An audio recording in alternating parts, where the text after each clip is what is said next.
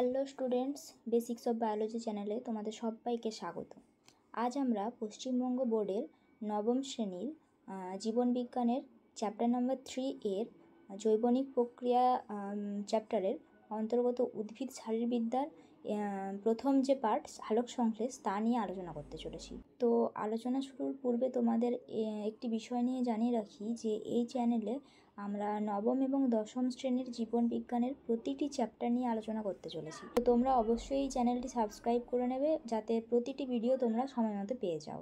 তাহলে আজকে আমরা কি কি বিষয় নিয়ে আলোচনা করতে চলেছি? আজকে প্রথম পার্টে সালোক সংশ্লেষের ধারণা অর্থাৎ সংজ্ঞা, উপাদান ও তাদের কাজ, এছাড়াও কার্যবর্ণালী ও শোষণ বর্ণালী নিয়ে আমরা আলোচনা করব আজকে। ঠিক আছে? ওকে স্টুডেন্টস, তো তোমরা সবাই জানো যে এই সালোক সংশ্লেষকে ইংরেজিতে ফটোসিনথেসিস বলা হয়, তাই তো? তোমরা কি জানো এই ফটোসিনথেসিস শব্দটির উৎপত্তি কোথা থেকে? এই শব্দটি এসছে দুটি গ্রিক শব্দ। না কি কি? প্রথমটি হলো ফটোস অর্থাৎ কি আলো, এবং দ্বিতীয় শব্দটি হলো সিনথেসিস যার অর্থ কি সংশ্লেষণ করা। এবং এই শব্দটি প্রথম ব্যবহার করেন বিজ্ঞানী চার্লস বার্নেস। কত খ্রিস্টাব্দে? না 1893 খ্রিস্টাব্দে। তো এই সালোক সংশ্লেষ কি? না সালোক সংশ্লেষ হলো উদ্ভিদের সবথেকে গুরুত্বপূর্ণ একটি জৈবনিক প্রক্রিয়া। ঠিক আছে? এর মাধ্যমেই কিন্তু উদ্ভিদ নিজের দেহেই খাদ্য উৎপন্ন করতে পারে। তোমরা কি জানো উদ্ভিদ প্রধানত কোথায় খাদ্য উৎপন্ন করে? না উত্তরটি হলো পাতায়। এছাড়াও উদ্ভিদে যেখানে যেখানে ক্লোরোফিল বর্তমান সেখানেই কিন্তু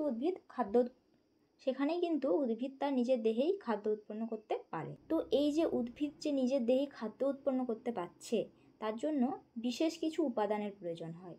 এই উপাদানগুলির মধ্যে প্রধান কয়েকটি উপাদান হলো যেমন কার্বন ডাইঅক্সাইড, সূর্যালোক, জল এবং কি বিভিন্ন রঞ্জক পদার্থ। তো সবথেকে ইম্পর্টেন্ট যে রঞ্জক পদার্থটি উদ্ভিদ দেহে থাকে, যার মাধ্যমে প্রধানত উদ্ভিদরা খাদ্য উৎপন্ন করতে পারে, সেটি হলো ক্লোরোফিল। তো এই ক্লোরোফিলের সাহায্যেই উদ্ভিদ খাদ্য তৈরি করতে পারে। তো এই ক্লোরোফিলের বর্ণ হচ্ছে সবুজ। ঠিক আছে? এটি একটি রঞ্জক পদার্থ। এছাড়াও বিভিন্ন ধরনের সহকারী উপাদানও রয়েছে। তো এই যে সালোক সংশ্লেষ প্রক্রিয়াটি উদ্ভিদে সম্পন্ন হচ্ছে, এর মাধ্যমে কি তৈরি হচ্ছে? না এই প্রক্রিয়াটির মাধ্যমে উদ্ভিদ দেহে শর্করা জাতীয় খাদ্য উৎপন্ন হচ্ছে। তো এই শর্করা জাতীয় খাদ্যটি আমরা কি নামে জানো তোমরা? একে গ্লুকোজ বলা হচ্ছে, যার রাসায়নিক সংকেত কি? না C6H12O6। এই বিষয়টি নিয়ে আমরা পরেই আলোচনা করছি। তো তার আগেই জেনে নেওয়া যাক এই সালোক সংশ্লেষের সংজ্ঞা। ঠিক আছে? তো চলো দেখে নেওয়া যাক কি বলেছে। যে শারীরবৃত্তীয় প্রক্রিয়ায় ক্লোরোফিলযুক্ত কোষে সূর্যালোকের উপস্থিতিতে এবং ক্লোরোফিলের সহায়তায় পরিবেশ থেকে শোষিত জল ও কার্বন ডাইঅক্সাইডের রাসায়নিক বিক্রিয়ায় সরল শর্করা অর্থাৎ কি? না গ্লুকোজ সংশ্লেষিত হয় এবং উৎপন্ন খাদ্যে সৌরশক্তির আবদ্ধকরণ ঘটে এবং উপজাত বস্তুরূপে জল এবং অক্সিজেন উৎপন্ন হয়। তো এই প্রক্রিয়াটাকে সালোক সংশ্লেষ বা ফটোসিনথেসিস বলা হয়। তো প্রথমত তোমরা প্রথমেই সংজ্ঞাটিকে অনেক বড় আকারে দেওয়া আছে বলে তোমরা ভেবে নেবে যে এটি মুখস্থ করা খুবই কঠিন বা এটি মনে রাখা খুব কঠিন। তো তোমাদেরকে আমি একটি সহজ উপায় বলে দিচ্ছি। তো এই যে সংজ্ঞাটি রয়েছে এটিকে বিভিন্ন পয়েন্টে তোমরা ভাগ করে নাও। যেমন আমি বলে দিচ্ছি, দেখো প্রথমে কি হচ্ছে না, প্রথমে বলেছে কোথায় না এই শারীরবৃত্তীয় প্রক্রিয়াটি ক্লোরোফিলযুক্ত কোষে হচ্ছে। তাহলে কোথায়? না স্থান হচ্ছে ক্লোরোফিলযুক্ত কোষে। দ্বিতীয় কি দেখব আমরা? দ্বিতীয় দেখব যে কার উপস্থিতিতে হচ্ছে। না সূর্যালোকের উপস্থিতিতে। তৃতীয়, এটিকে কে সাহায্য করছে? এটি তৈরি করতে কিন্তু ক্লোরোফিল সাহায্য করছে। ঠিক আছে? এরপরে দেখা যাচ্ছে যে কি হচ্ছে তার মধ্যে, না কি হচ্ছে? পরিবেশ থেকে যে শোষিত জল আর কার্বন ডাইঅক্সাইড ছিল তাদের রাসায়নিক বিক্রিয়া ঘটছে, ফলে কি হচ্ছে? না সরল শর্করা অর্থাৎ একটি গ্লুকোজ উৎপন্ন হচ্ছে। ঠিক আছে? এরপরে কি হয়? না উৎপন্ন যে খাদ্যটি তৈরি হচ্ছে তার মধ্যে সৌরশক্তির আবদ্ধকরণ ঘটছে। অর্থাৎ সূর্যের, আমরা জানি পৃথিবীর সকল শক্তির উৎস হচ্ছে সূর্য, তাই তো?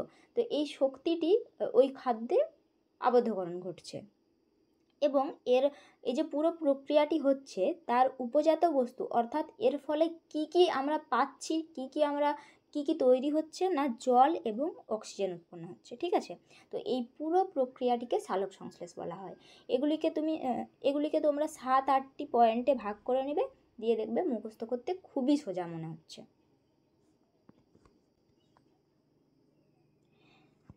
এরপর জেনে নেওয়া যাক এটি কোথায় ঘটে। ঠিক আছে, তো আমরা প্রথমে আলোচনা করলাম যে উদ্ভিদের পাতায় এই সালোক সংশ্লেষটি ঘটে। কেন ঘটে? কারণ পাতায় ক্লোরোফিল রয়েছে, তাই তো।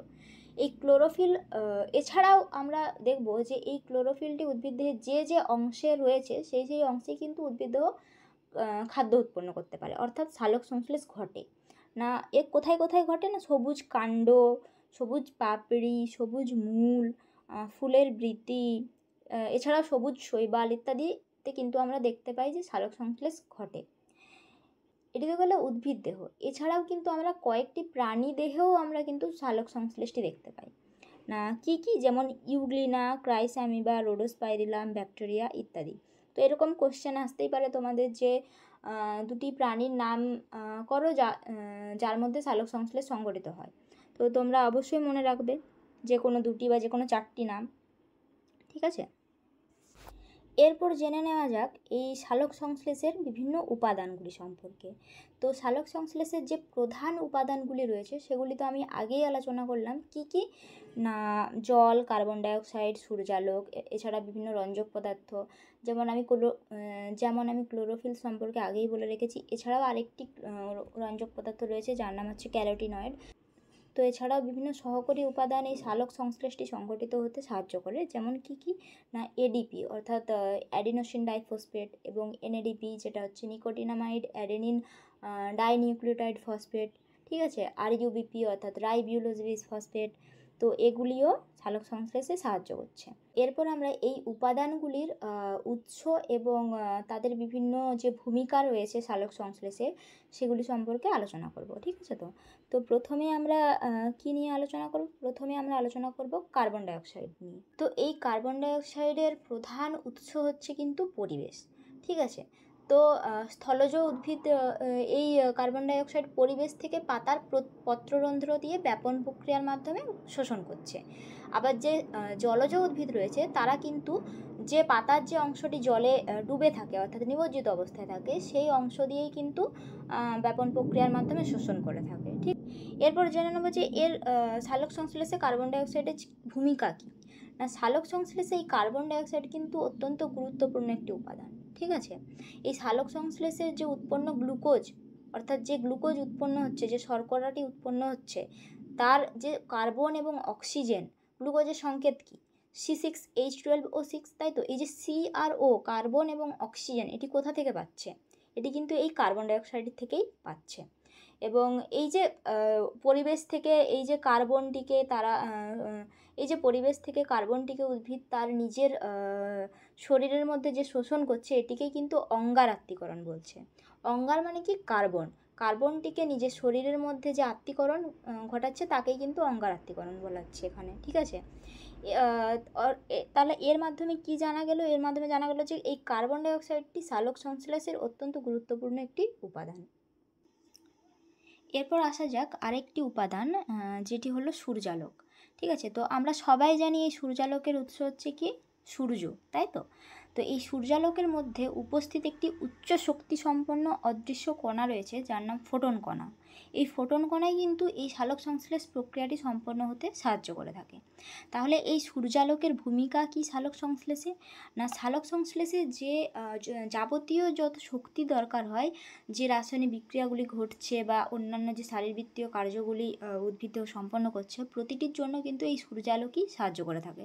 ঠিক আছে, এছাড়াও এই যে ফোটন কণা রয়েছে, এই ফোটন কণাটাই কিন্তু পাতায় উপস্থিত যে ক্লোরোফিল রয়েছে সেই ক্লোরোফিলকে কিন্তু সক্রিয় করতে সাহায্য করছে। এর ফলে এই ক্লোরোফিলই তো পাতার মধ্যে খাদ্য উৎপন্নে সাহায্য করে। তাহলে এই ক্লোরোফিল কণাটিকে কিন্তু এই সূর্যালোকে উপস্থিত ফোটন কণাই কিন্তু সাহায্য করছে। ঠিক আছে, তো সক্রিয় হতে। এছাড়াও কি করে না, এছাড়াও যে সূর্য থেকে আগত যে সৌরশক্তি, সেই সৌরশক্তিটিকে কিন্তু রাসায়নিক শক্তিতে পরিণত করে। ঠিক আছে, এই রাসায়নিক শক্তিরূপে কিন্তু এটিকে রূপান্তরিত করছে। এর ফলে কি হচ্ছে, এর ফলে যে শর্করা জাতীয় খাদ্য উৎপন্ন হচ্ছে পাতার মধ্যে, সেই পাতা বা উদ্ভিদ দেহাংশে যে শর্করা জাতীয় খাদ্য উৎপন্ন হচ্ছে তার মধ্যে কিন্তু এই রাসায়নিক শক্তিটি স্থৈতিক শক্তিরূপে বর্তমান থাকছে। এছাড়াও আবার সূর্যালোক কী কী সাহায্য করছে, আমরা আগেই জানলাম যে আরেকটি সহকারী উপাদান রয়েছে যার নাম হচ্ছে এডিপি। ফুল ফর্ম কী ছিল তার, না অ্যাডিনোসিন ডাইফসফেট, তাই তো। এই এডিপিকে কিন্তু উচ্চ শক্তি সম্পন্ন এটিপিতে পরিণত হতে সাহায্য করছে সৌরশক্তি। এটিপি কথার অর্থ কি, অ্যাডিনোসিন ট্রাইফসফেট, ঠিক আছে। তো এই এডিপি থেকে যে এটিপি উৎপন্ন হচ্ছে এই পদ্ধতিটিকে কি বলছে জানো তো, ফটোসিনথেটিক ফসফোরাইলেশন। এইটিই মনে রাখবে, যে কোশ্চেন আসতে পারে যে ফটোসিনথেটিক ফসফোরাইলেশন কাকে বলে। তো সিম্পল, সালোক সংশ্লেষের সময় এডিপি থেকে এটিপি উৎপন্ন হওয়াটাকেই কি বলছে না, ফটোসিনথেটিক ফসফোরাইলেশন, ঠিক আছে। এরপরে চলে আসা যাক সালোক সংশ্লেষে ব্যবহৃত আরেকটি অন্যতম উপাদান, যেটি হচ্ছে জল, ঠিক আছে। কার্বন ডাই অক্সাইডের মতনও কিন্তু জল একটি অন্যতম উপাদান, ঠিক আছে। এই জল এবং কার্বন ডাই অক্সাইডের রাসায়নিক বিক্রিয়ার ফলেই কিন্তু গ্লুকোজটি উৎপন্ন হচ্ছে, এটা আমরা জানি তো। তাহলে জল এবং কার্বন ডাই অক্সাইড হলো এই সালোক সংশ্লেষের অন্যতম কাঁচামাল, ঠিক আছে। তো এই কথাটি কিন্তু তোমরা মনে রাখবে। তো স্থলজ উদ্ভিদরা মাটির কৈশিক জলকে মূলরমের মাধ্যমে অভিস্রবণ প্রক্রিয়ায় শোষণ করে এই জাইলেম বাহিকার মাধ্যমে কিন্তু পাতায় পৌঁছে দেয়, ঠিক আছে। এবং যে জলজ উদ্ভিদরা রয়েছে তারা যে জলের মধ্যে যে নিমজ্জিত অংশটি, অর্থাৎ যে জলের মধ্যে ডুবে থাকা উদ্ভিদের যে দেহাংশটি থাকে তার মাধ্যমেই কিন্তু ব্যাপন প্রক্রিয়ার মাধ্যমেই জল শোষণ করে থাকে, ঠিক আছে। এছাড়াও পরাশ্রয়ী বিভিন্ন উদ্ভিদ রয়েছে যারা বায়ুমণ্ডলের যে জলীয় বাষ্প রয়েছে তার থেকে কিন্তু জল সংগ্রহ করে, ঠিক আছে। এই ছিল সালোক সংশ্লেষে ব্যবহৃত জলের উৎস।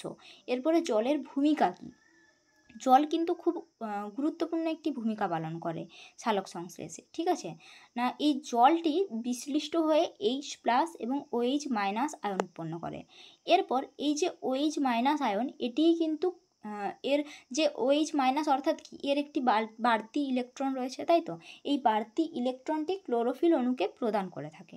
এছাড়াও কি করে না, যে অন্ধকার সালোক সংশ্লেষের যে অন্ধকার দশা থাকে সেখানে কিন্তু কার্বন ডাই অক্সাইডকে বিজারিত করার জন্য যে প্রয়োজনীয় হাইড্রোজেনের দরকার হয় সেটি কিন্তু জলের বিশ্লেষণের মাধ্যমেই কিন্তু সেটি হয়ে থাকে, পাওয়া যায়, ঠিক আছে।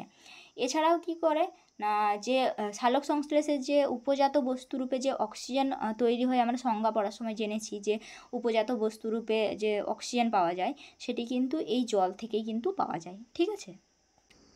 এরপর চলে আসা যাক সালোক সংশ্লেষীয় রঞ্জক। তো আমরা প্রথমেই যেটা পড়েছি যে এই রঞ্জক পদার্থরূপে আমরা কি দেখতে পাই না, ক্লোরোফিলই কিন্তু সালোক সংশ্লেষের প্রধান রঞ্জক পদার্থ। এছাড়াও ক্যারোটিনয়েড সালোক সংশ্লেষে অংশগ্রহণ করে থাকে। তো প্রথমে আমরা এই ক্লোরোফিল সম্পর্কে জেনে নেব। তো এই ক্লোরোফিলের উৎস কি না, ক্লোরোফিল হচ্ছে পাতার যে মেসোফিল কলা রয়েছে তার মধ্যে ক্লোরোপ্লাস্ট রয়েছে, সেই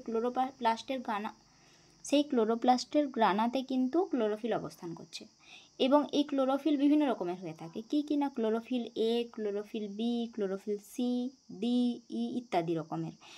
প্রধানত এই ক্লোরোফিল এই কিন্তু সালোক সংশ্লেষে মুখ্য ভূমিকা গ্রহণ করে থাকে। তো এর রাসায়নিক সংকেতটি তোমরা দেখে নিও, ঠিক আছে। এরপর কি হয় না, এই ক্লোরোফিল A অণুর অনুপস্থিতিতে ক্লোরোফিল B অণু সালোক সংশ্লেষে অংশগ্রহণ করে। এখানে ক্লোরোফিল B অণুর যে রাসায়নিক সংকেত লেখা হয়েছে সেটি একটু ভুল আছে, এখানে H7 লিখে দেওয়া হয়েছে, এখানে H70 অর্থাৎ 70 হবে, ঠিক আছে। তো এরপরে চলে আসা যাক ক্লোরোফিলের ভূমিকা, অর্থাৎ সালোক সংশ্লেষে ক্লোরোফিল কিভাবে সাহায্য করছে। না আমরা প্রথমে পড়েছি যে সূর্যালোকে একটি ফোটন কণা রয়েছে, তো এই ক্লোরোফিলই কিন্তু এই ফোটন কণাটাকে শোষণ করতে সাহায্য করছে। এর ফলে কি হচ্ছে, যে জল শোষিত হয়ে থাকে সেই জলকে এই ফোটন কণাটি কিন্তু হাইড্রোজেন এবং হাইড্রোক্সিল আয়নে বিশ্লিষ্ট করতে সাহায্য করছে, ঠিক আছে। এছাড়াও ক্লোরোফিল সৌরশক্তিকে রাসায়নিক শক্তিতে রূপান্তরিত করতে সাহায্য করছে এবং এই যে জলটিকে বিশ্লেষণ করে H+ ও OH- আয়নে বিশ্লিষ্ট করছে, অর্থাৎ জলের কি আয়নীকরণ ঘটাতে সাহায্য করছে। এরপর চলে আসি আরেকটি রঞ্জক পদার্থ, যেটি হচ্ছে ক্যারোটিনয়েডস। এই ক্যারোটিনয়েডস দুই ধরনের রঞ্জক নিয়ে গঠিত, কি না, একটি হলো কেরোটিন এবং অপরটি হলো জ্যান্থোফিল। এই দুই প্রকারের রঞ্জক নিয়ে এই ক্যারোটিনয়েডসটি গঠিত হয়। ঠিক আছে। তো এর ভূমিকা কি? তো এই ক্যারোটিন এবং জ্যান্থোফিল আলোক শোষণ করে নিজেরা উত্তেজিত হয়, ঠিক আছে, কিন্তু এরা ডাইরেক্টলি সালোক সংশ্লেষে সাহায্য করে না, এরা প্রত্যক্ষভাবে সালোক সংশ্লেষে সাহায্য করে না, ঠিক আছে, এরা নিজেরা প্রথমে উত্তেজিত হয়। এরপর কী করে না, এই উত্তেজিত কণাগুলি ক্লোরোফিল এ অণুতে স্থানান্তরিত হয়। ফলে কি হয় না, ক্লোরোফিল এ অণুটিকে উত্তেজিত করতে সাহায্য করে।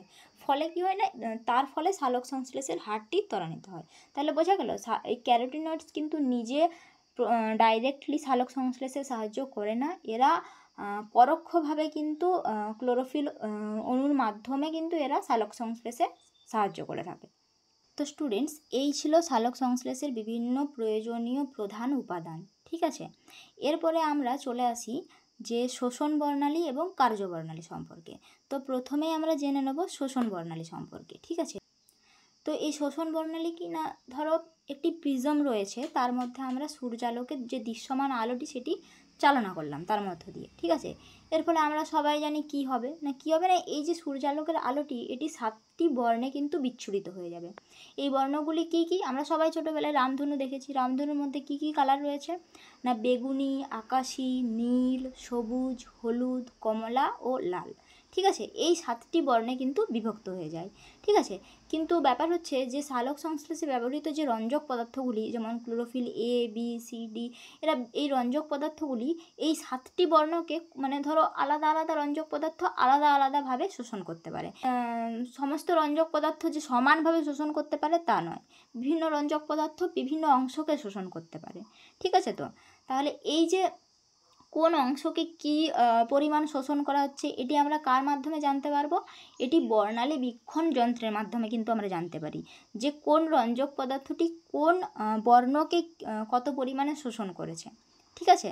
এটি জানতে পারি স্পেকট্রোস্কোপ বা বর্ণালী বীক্ষণ যন্ত্রের সাহায্যে, ঠিক আছে। তাহলে আমরা শোষণ বর্ণালী কাকে বলে এটি কীভাবে জানবো, তাহলে এই যে কোনো একটি রঞ্জক পদার্থ অর্থাৎ chlorophyll A, B, C, D ইত্যাদি রঞ্জক পদার্থগুলি এই যে দৃশ্যমান আলোক বর্ণালী তৈরি হয়েছে 7টি, এই পৃথক পৃথক তরঙ্গদৈর্ঘ্যের আলোক বর্ণালীগুলিকে যে অংশ শোষণ করে, এই বর্ণালীগুলির যে অংশ শোষণ করে তাই কিন্তু হলো ওই রঞ্জক পদার্থটির শোষণ বর্ণালী। বোঝা গেল? অর্থাৎ ওই রঞ্জক পদার্থটি এই বর্ণালীগুলির যে অংশ শোষণ করে তাই হলো ওই রঞ্জক পদার্থটির শোষণ বর্ণালী, ঠিক আছে। তো আমরা বলতে পারি তো যে একটি পদার্থের শোষণ বর্ণালী হলো বিভিন্ন আলোর তরঙ্গ দৈর্ঘ্যে পদার্থ দ্বারা কতটুকু আলো শোষিত হচ্ছে তার একটি যে চিত্র, ঠিক আছে, সেটি। এই চিত্রটি কিভাবে এই চিত্রটি প্রকাশ করা হয় না, এর এক্স অক্ষ বরাবর তরঙ্গ দৈর্ঘ্যকে রাখা হয়, ঠিক আছে, এবং যে ওয়াই অক্ষ বরাবর, সেই ওয়াই অক্ষ বরাবর যে আপেক্ষিক শোষণ যে আলো শোষিত হয় তার পরিমাণকে দেখানো হয়, ঠিক আছে। আমরা ছবিতে দেখতে পাচ্ছি সেটা। তাহলে কি পদার্থের পারমাণবিক এবং আণবিক গঠন এই শোষণ বর্ণালীকে নির্ধারণ করছে। তো এই ছিল শোষণ বর্ণালী।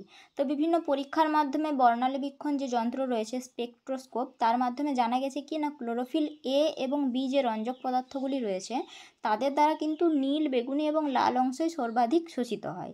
এটা কোশ্চেন আসতেই পারে যে ক্লোরোফিল এ এবং বি রঞ্জকটি কোন বর্ণালীর কোন অংশগুলিকে বেশি শোষিত করতে পারে, না উত্তর হবে নীল, বেগুনি এবং লাল অংশকে, ঠিক আছে। এরপরে চলে আসা যাক কার্যবর্ণালীতে। তো এই কার্যবর্ণালীটা কি না, যে লেখচিত্রের মাধ্যমে কোন কোন তরঙ্গদৈর্ঘ্যযুক্ত আলো সালোক সংশ্লেষের হার সর্বাধিক হয়, যে সমস্ত আলোয় আর কি যে তরঙ্গদৈর্ঘ্যযুক্ত আলোয় সালোক সংশ্লেষের হার সর্বাধিক হয় তা প্রকাশ করা হয় যে লেখচিত্রে, সেটিই কিন্তু কার্যবর্ণালী। তাহলে কার্যবর্ণালী হলো কি না, কার্যবর্ণালী হলো একটি নির্দিষ্ট জৈবিক প্রক্রিয়া। তো এই কার্যবর্ণালীর মাধ্যমে এর যে লেখচিত্র প্রকাশ করা হয় এর যে এক্স অক্ষ বরাবর কি থাকে না তরঙ্গ দৈর্ঘ্যগুলি দেখানো হয়, ঠিক আছে, এবং এই গ্রাফের ওয়াই অক্ষ বরাবর থাকে যে জৈবিক প্রক্রিয়ার যে হার বা কার্যকারিতাগুলি, সেই হার বা কার্যকারিতাগুলিকে দেখানো হয়, ঠিক আছে। তো অর্থাৎ এই সালোক সংশ্লেষের যে কার্যবর্ণালী ক্লোরোফিল এবং অন্যান্য যে রঞ্জক দ্বারা শোষিত আলোর তরঙ্গ দৈর্ঘ্যের সাথে সঙ্গতিপূর্ণ থাকে। তো এই ছিল সালোক সংশ্লেষের কার্যবর্ণালী এবং শোষণ বর্ণালী। এরপরে আমরা দেখে নেব এই কার্যবর্ণালী এবং শোষণ বর্ণালীর পার্থক্য। তাহলে পার্থক্যে আমরা তিনটি মেন বিষয় আমরা মাথায় রাখবো, যেটি হচ্ছে সংজ্ঞা, তারপরে কি না সংখ্যা, তারপরে কি না সালোক সংশ্লেষের সাথে সম্পর্ক। তো সালোক সংশ্লেষের সাথে সম্পর্কে আমরা দুটিই দেখতে পাচ্ছি, যে শোষণ বর্ণালী হোক বা কার্যবর্ণালী হোক, দুটিই সালোক সংশ্লেষের সাথে সম্পর্কিত, তাই না? এছাড়াও সংখ্যা দুটিকে আমরা জেনে নেব, যে শোষণ বর্ণালীর সংখ্যা কী, বর্ণালীর সংখ্যা কী। এছাড়াও সংখ্যার ক্ষেত্রে আমরা কি দেখতে পাচ্ছি, যে কোনো রঞ্জকের শোষণ বর্ণালীর সংখ্যা এক বা একাধিক হতে পারে, কিন্তু যেখানে কার্যবর্ণালীর সংখ্যা কিন্তু দুইটি হয়। ঠিক আছে? তো এই তিনটে জিনিস মাথায় রাখবে পার্থক্য লেখার সময়। তো এই ছিল আজকের পুরো টপিক। ঠিক আছে? তো আমরা পরের যে পার্ট রয়েছে সেখানে সালোক সংশ্লেষের পদ্ধতিগুলি আলোচনা করতে চলেছি। তো সালোক সংশ্লেষে আমরা জানি দুটি পদ্ধতি হয়, একটি কি আলোক নির্ভর দশা আর একটি কি আলোক নিরপেক্ষ দশা। তো পরের পর্বে আমরা আলোক নির্ভর দশাটি আলোচনা করে দেব। ঠিক আছে? তো অবশ্যই তোমরা এই চ্যানেলটিকে সাবস্ক্রাইব করে দেবে, যাতে পরের ভিডিওগুলি তোমরা খুব তাড়াতাড়ি পেয়ে যাও। তো ধন্যবাদ এই ভিডিওটি দেখা